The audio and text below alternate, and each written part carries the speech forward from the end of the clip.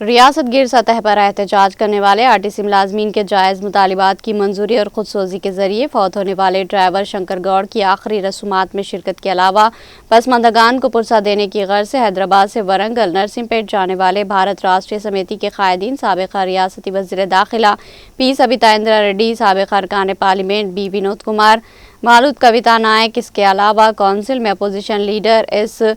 मधुसूदन चारी को आज जनगांव जिले में पुलिस ने जबरदस्ती रास्ता रोककर रघुनाथपल्ली पुलिस स्टेशन मुंतकिल किया, जिसकी इत्तला पाकर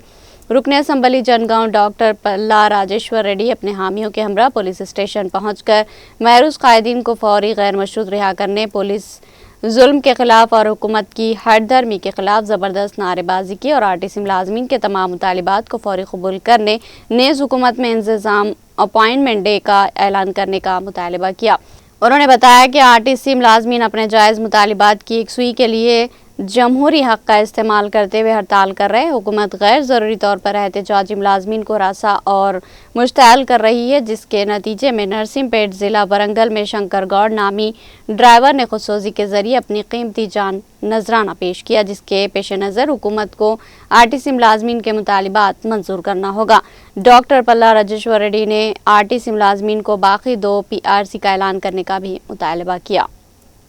मालूद कविता नायक गारू, మా అన్న శ్రీనివాస్ గౌడ్ గారు ఫార్మర్ మినిస్టర్ గారు వస్తే